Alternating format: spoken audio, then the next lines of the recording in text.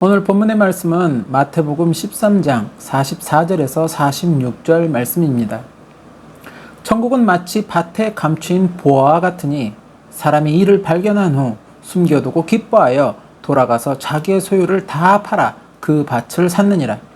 또 천국은 마치 좋은 진주를 구하는 장사와 같으니 극히 값진 진주 하나를 만남에 가서 자기의 소유를 다 팔아 그 진주를 샀느니라.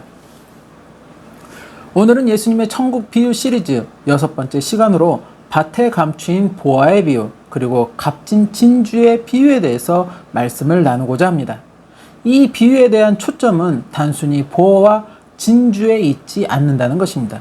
이 보화와 진주를 어떻게 하든 자신의 소유로 만들고자 하였던 그 일꾼, 그 상인의 행동에 그 초점을 맞추고 있다는 것입니다.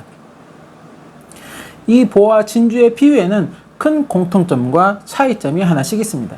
먼저 차이점은 한 사람은 그 보화를 우연하게 발견하였다는 것이고 한 사람은 그것을 스스로 찾고 구하기를 애썼다는 것입니다. 그리고 공통점은 이 사람들은 보화와 진주의 가치를 분명하게 알고 있었다는 것입니다. 그래서 그 가치를 알기에 자신의 모든 것을 다 팔아서라도 그것을 자신의 것으로 소유하고자 하였다는 것입니다. 그러기에 오늘 본문을 통해서 전하시는 예수님의 이 비유의 진정한 의미는 천국은 그 가치를 아는 자, 더불어 그 가치를 자신의 것으로 만들려고 애쓰는 자만이 천국을 소유할 수 있는 것이라고 말씀하시고 있다는 것입니다. 어떤 사물에 대한 가치를 올바르게 볼 수 있는 능력은 자신에게 또는 자신이 속한 단체에 많은 유익을 가져다 줄 수도 있습니다. 이것을 반대로 말하면 가치를 올바르게 알지 못하면 그것을 자신이 소유하고 있어도 그에게 아무런 유익을 제공하지 못한다는 것입니다. 슈어드의 얼음 또는 슈어드의 바보짓이라는 그러한 미국의 말이 있습니다. 이 말은 미국의 윌리엄 슈어드라는 실존 인물이 알래스카를 당시 소련, 지금의 러시아로부터 매입한 일로 인해서 만들어진 말입니다. 19세기 크림 전쟁 패배로 인해서 식량난과 재정적으로 어려움에 당면한 러시아는 타개책을 모색해야 했고 마침 전쟁에서 승리한 영국이 저 바다 건너에 있는 당시 러시아 소유였던 얼음 땅 알래스카를 노리고 있다는 정보를 입수하게 됩니다. 그래서 이 알래스카를 영국이 아닌 다른 나라에 팔기로 결심하게 되는데 이 정보를 알게 된 미국이 이 거래에 뛰어들어서 결국 알래스카 땅을 미국에 당시 720만 달러, 우리나라 돈으로 약 70억 원 정도에 팔게 됩니다. 한반도 7배 크기의 땅을 70억 정도에 구매하였다는 것은 오늘날로 봐서는 정말 놀랍고 대단한 거래였을 것입니다. 그러나 그 당시에 이 거래 전면에 섰던 미국의 윌리엄 슈어드는 오히려 미국 의회와 그리고 언론들 그리고 국민들에게 환영을 받지 못하였다고 합니다. 그도 그럴 것이 당시에 알래스카 땅은 눈에 보였던 그 알래스카 땅은 북극에 가까운 땅으로 온통 얼음만 있는 도무지 아무짝에도 쓸모가 없어 보였던 그러한 땅이었기 때문입니다. 더불어 720만 달러는 그 당시에는 큰 금액이어서 그것의 지출을 위해서 의회에서도 오랜 진통의 시간을 가져야 했다고 합니다. 당시 언론은 이러한 슈어드의 알래스카 거래를 슈어드의 바보짓이라고 비아냥거렸고 알래스카를 슈어드의 얼음 창고라고도 지칭하였다는 것입니다. 그리고 결국 이 일로 인해서 슈어드는 국무장관 자리에서 물러나야만 했고 그의 생전에 그를 향한 비판은 그 비아냥들은 계속되었다는 것입니다. 반면 미국에게 알래스카를 파는 일에 그 전면에 섰던 러시아의 그 담당자는 쓸모없는 땅 알래스카를 팔았다는 그 공로를 인정받아서 러시아 정부로부터 표창까지 받으며 승승장구하는 슈어드와는 정반대되는 입장이 되었다는 것입니다. 그러나 얼마의 시간이 지나 알래스카 거래로 인한 미국과 러시아의 희비는 완전히 뒤바뀌게 됩니다. 알래스카 땅에서 금광이 터지기 시작하였고 더불어 석유와 석탄, 철광석 등 막대한 지하자원들이 발견되기 시작하였다는 것입니다. 1971년에 발견된 유전에서는 확인된 석유 매장량만 무려 45억 배럴, 하나로 약 250조 원의 가치가 있는 양이었다고 합니다. 더불어 알래스카에 지구상에서 마지막으로 남은 생태계의 보고가 전해지기 시작하면서 연간 이곳을 찾는 관광객들로 인한 그 수입도 어마어마하다는 것입니다. 결국 쓸모없는 땅, 알래스카는 이제 미국에게 기적의 땅, 기회의 땅이 되었고 미국을 경제 대국으로 이끈 원동력이 되었다는 것입니다. 윌리엄 슈어드가 알래스카에 이 정도까지 가치가 있었음을 내다보았는지는 알 수가 없습니다. 그러나 분명 윌리엄 슈어드는 이러한 거래를 진행하였던 자신을 향한 온갖 비아냥과 비판의 목소리에도 불구하고 그렇게 정치적인 사면 초과에 그가 놓였음에도 불구하고 미국의 미래의 이 알래스카는 분명 큰 가치를 제공하게 될 것이라는 그 확신 속에서 결국 이 거래를 성사시켜서 알래스카를 러시아 땅이 아닌 미국의 땅으로 만들어 주었다는 것입니다. 그리고 알래스카 땅은 윌리엄 슈어드의 확신대로 미국에게 기적의 땅이 되어 주었다는 것입니다. 더불어 당시 가장 어리석은 그러한 거래였다는 그러한 비판은 이제 가장 지혜로운 거래였다는 칭송으로 바뀌게 되었고, 반면 러시아 입장에서는 자신들이 어떠한 가치를 지금 놓치게 되었는지를 그제서야 뼈저리게 깨닫고 후회하게 되었다는 것입니다. 예수님은 세례 요한의 때부터 천국은 침노를 당한다고 말씀을 하셨습니다. 그리고 그렇게 천국을 침노하는 자가 천국을 빼앗는다고 말씀을 하셨습니다.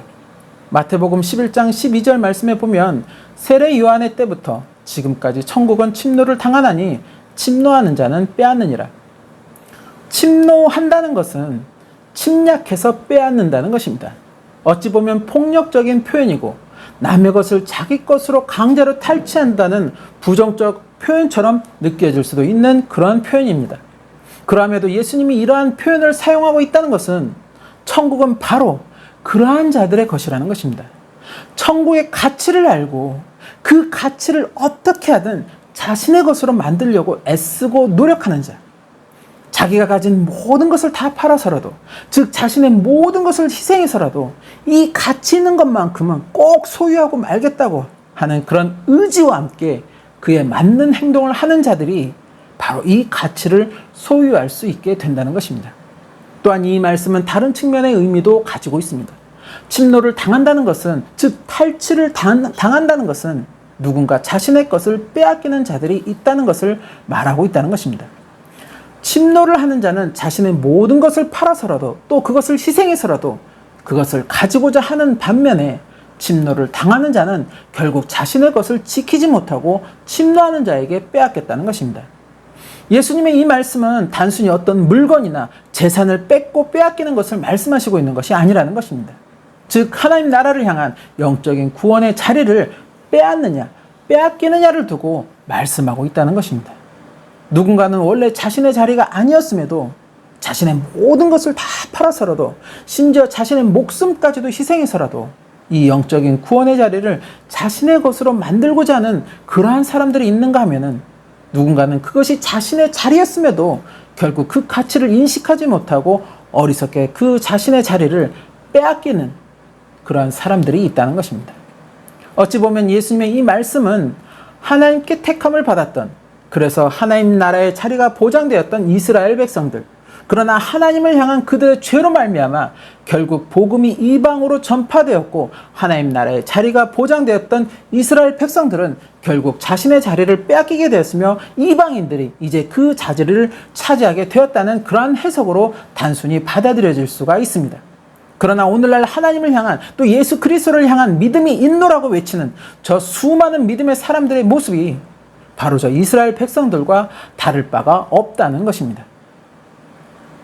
하나님 나라의 존재를 알면서도, 그곳이 어떠한 곳인지도 알면서도, 그래서 그곳에서 평강의 안식을 소망하면서도 불구하고 결국 그 가치를 자신의 것으로 만들지 못하고 있는 지금의 이 믿음의 사람들이 많다는 것입니다. 이것은 결국 하나님 나라의 가치를 알지만 그에게 하나님 나라의 가치는 자신의 것을 다 팔아서라도, 또 자신의 목숨을 희생해서라도 가져야 할 만큼, 그것을 지켜내야 할 만큼 절대적인 가치로 인식하지 않고 있다는 것입니다. 이전에도 소개한 바 있지만 한 부자 청년이 예수님에게 와서 내가 무엇을 해야 영생을 얻을 수 있겠습니까? 하는 그 질문을 했을 때 예수님은 하나님의 율법을 지키라고 처음에 말씀하셨고, 이 청년은 자신은 어려서부터 그 모든 것을 다 지켰다고 대답을 하게 됩니다. 그러자 예수님은 그러면 너에게 한 가지 부족한 것이 있는데 지금 내가 가진 모든 소유를 다 팔아서 가난한 자에게 나눠주라고 말씀을 하십니다. 이 말씀에 이 청년은 근심하여 돌아갔다는 것입니다. 마태복음 19장 21절에서 22절 말씀. 예수께서 가라사대 내가 온전하고자 할진대 가서 내 소유를 팔아 가난한 자들을 주라. 그리하면 하늘에서 보화가 내게 있으리라. 그리고 와서 나를 쫓으라 하시니 그 청년이 재물이 많음으로 이 말씀을 듣고 근심하며 가니라. 이것은 자기가 소망하는 영생의 가치가 지금 자신이 누리고 있는 세상의 권세, 명예, 재물의 가치보다도 더 중요하지 않다고 생각하는 증거라는 것입니다. 그런데 이것이 비단 이 부자 청년의 모습만은 아니라는 것입니다. 바로 내 모습일 수도 있다는 것입니다. 내가 지금 누리고 있는 것을 포기할 수가 없어서, 내가 지금 가지고 있는 것을 희생하기 아까워서 저 부자 청년처럼 말씀에 온전히 또 끝까지 순종하지 못하는 모습을 보이고 있다는 것입니다. 세상에서 자기가 소중하게 여기고 있는 것이 침범받지 않는 선 안에서는 부자 청년처럼 얼마든지 율법을 또 말씀을 지키면서 살아갈 수 있는데, 그 선을 넘어 자신이 소중하게 여기는 것을 포기하라고, 희생하라고 그렇게 얘기한다면, 아무리 그것이 하나님의 뜻이고 말씀이라고 해도 저 부자 청년처럼 근심하고 돌아서고 마는 그 모습이 바로 하나님을 믿는다고 하는, 또 하나님 나라를 소망하고 있다고 하는 나의 모습이라는 것입니다. 그만큼 내 마음에 하나님 나라에 대한 가치는 절대적이지가 않다는 것을 증거하고 있다는 것입니다. 히브리서 11장에 보면 믿음의 선진들이 어떠한 믿음의 행위로 하나님께 그 믿음을 인정받게 되었는지를 설명하고 있습니다. 에녹은 300년간을 하나님과 동행함으로 인해서, 아브라함은 자신의 독자 이삭을 제물로 바치라는 하나님의 명령에 주저없이 순종하는 모습을 보여서, 노아는 하나님의 명령에 따라서 한 번도 경험해 보지도 않았던 그 홍수라는 것을 대비해서 방주를 만들어서, 모세는 공주의 아들이라는 자리를 거절하고 하나님의 백성들과 함께 광야에서 고난을 받음으로 인해서, 기생 라합은 하나님을 믿는 믿음으로 자신의 목숨을 걸고 정탐꾼들을 숨겨주는 일로 인해서, 그러한 등등등 그 믿음에 맞는 행위들을 통하여 하나님은 그들의 믿음을 인정하여 주셨다는 것입니다. 이렇듯 그들이 300년이라는 시간 동안 하나님과 동행할 수 있었던 그 이유는, 자신의 사랑하는 독자마저 하나님께 제물로 바치는 것에 대해서 주저하지 않았던 그 이유는, 자신을 향한 주변의 조롱과 비난 속에서도 하나님의 명령에 따라 묵묵하게 방주를 지을 수 있었던 이유는, 세상에서 누릴 수 있는 부귀영화를 내려놓고 하나님의 백성들과 스스로 고행을 자처할 수 있었던 그 이유는, 바로 그 이유는 그들이 하나님 나라를 소망하고 있었기 때문이라는 것입니다. 하나님 나라에서 영원한 평강의 안식을 소망하고 있었기 때문이라는 것입니다. 그리고 그들에게 하나님 나라의 가치는 이 세상 그 무엇보다도, 자신의 사랑하는 자식의 목숨보다도, 또 자신의 목숨보다도, 세상의 모든 부귀 영화보다도 더 절대적인 가치가 있다는 것을 그들은 알았다는 것입니다. 그들에게 하나님 나라의 가치는 그 어떤 것보다도 우선하는 절대적인 가치였다는 것입니다. 우리는 하나님을 향한 믿음에 대해서 그저 막연하게, 안이하게 생각하는 경우들이 많습니다. 하나님을 믿으니까, 그렇게 나는 하나님을 믿는다고 시인하고 있으니까, 또 교회에서 목사, 장로 등 어떤 직분을 맡아서 헌신하고 있으니까, 세상에는 아직 하나님을 알지도 또 믿지도 않는 불신자들이 넘쳐나는데, 나는 그들과 다르게 하나님을 믿는 신자니까, 그러한 생각만으로 하나님을 향한 믿음에, 또 하나님 나라를 향한 소망에 안이하게 생각하는 모습들을 보이고 있다는 것입니다. 하나님 나라는 우리 인류에게 있어 그 어떤 것보다도 가치가 있는 그러한 것입니다. 그 가치는 그 무엇과도 비교할 수 없는 절대적 가치라는 것입니다. 왜입니까? 세상의 그 어떠한 가치도 결국은 유한할 수밖에 없다는 한계가 있기 때문입니다. 지금 내가 누리고 있는 권세도, 지금 내가 누리고 있는 명예도, 또 내가 가지고 있는 어마어마한 재산, 부도 결국에는 그 끝을 맞이할 수밖에 없는 유한한 것이라는 것입니다. 역사상 많은 사람들이 이러한 것들을 좀 더 누려보겠다고 그렇게 발버둥을 쳤지만, 결국에는 그 뜻을 이루지 못하였다는 것입니다. 세상의 모든 권세와 명예와 부를 누려보았던 그런 솔로몬 왕은 말년에 자신이 남긴 전도서를 시작하면서 그 모든 것들이 그저 다 헛되었다는 고백을 하였다는 것입니다. 전도서 1장 1절에서 2절 말씀, 다윗의 아들 예루살렘 왕 전도자의 말씀이라. 전도자가 가로되 헛되고 헛되며 헛되고 헛되니 모든 것이 헛되도다. 인생의 말년을 맞이하면서 자신의 삶을 회고해보니 자신이 누렸던 그 모든 것들의 가치가 결국은 절대적 가치가 아니었다는 것입니다. 그러면서 솔로몬은 잠언과 전도서를 통해서 지혜로운 삶을 소개하고 있는데 그 지혜로운 삶의 가장 근본, 곧 기본은 하나님을 경외하는 것이라고 이야기하고 있다는 것입니다. 잠언서 9장 10절 말씀, 여호와를 경외하는 것이 지혜의 근본이요 거룩하신 자를 아는 것이 명철이니라. 이것은 곧 하나님 나라의 절대적인 가치를 두고 지금의 삶을 살아가라는 의미라는 것입니다.